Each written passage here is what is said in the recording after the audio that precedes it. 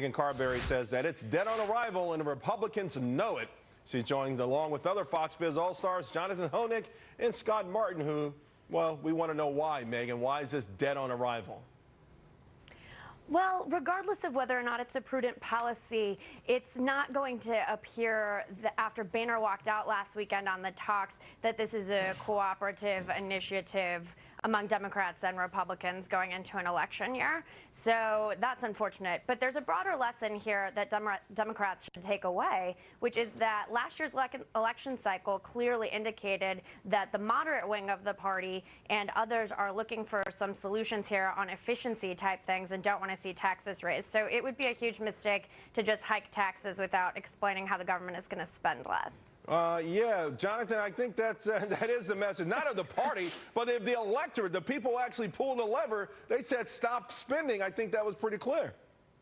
Yeah, well, and obviously, Charles, that's what the Republicans are saying. And to be honest, I think this move is cut, cap, and what they want to pass a constitutional amendment to balance the budget. Charles, to me, it really reeks of a PR stunt. I mean, spending is the byproduct of government itself. What they should be talking about is not cutting spending, but cutting government. You don't need a constitutional amendment if you cut government back to its primary constitutional role. The spending's a byproduct of that. That should be the GOP's focus, not stunts like this. You know, Scott, I mean, Jonathan makes a fantastic point. And the thing is, though, and the president talked about this today, not needing a constitutional amendment, but when will they do it? How can you force government to do what it's supposed to do anyway? God, I mean, to bring the Constitution into this mess is just what we need, right, Charles? Look, in this proposal, though, there's an interesting point about capping spending with regards to percentage of GDP. Now, the problem is, as we've seen over the last couple of years, GDP is growing below trend. So, look, you're going to have some spending cuts in there. I think this thing actually gives people a little bit of both on each side because you also got the debt ceiling going up, which is going to happen, Charles. That's my prediction is they're going to raise the debt ceiling on this. It's going to come down to the 11th hour again. They're going to get what they want, and we're going to have this problem in February when the president releases his next budget, and we're deeper in the dark. So, Maegan, a lot of people are saying, you know what, because this is such a hot-button issue and it's got the attention of the entire country, now is the time to do something meaningful. If not cap, cut, and balance, what would it be?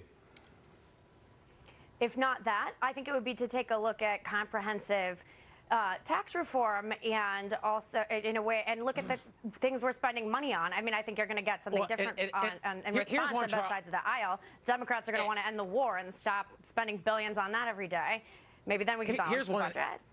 Here's one, too, I think would be a great thing to throw out for the president right now would be to start to move to privatize Social Security. Put it out there. Give people a choice to manage their own money, not to pay into these bankrupt entitlement programs. I mean, from a political perspective, I think it would be a brilliant move on the president's part. Not likely, but brilliant. I wish. I'm all for that. He might get your vote. I don't know, but he might lose his core votes. I mean, Scott, listen, the president, obviously, in my mind, Social Security and Medicare are not legitimately on the table right now. No, they're not, Charles. He won't even touch them. And, I mean, listen, privatizing Social Security, to me, is one of the best ideas out there. I mean, what are you going to have it in the private sector or have the government mismanage it and run it out of money anyway? I mean, it seems like a layup, but we can't even get that through. All right, guys, let's leave it there. Well, regardless. Go ahead, real quick. Oh, go ahead.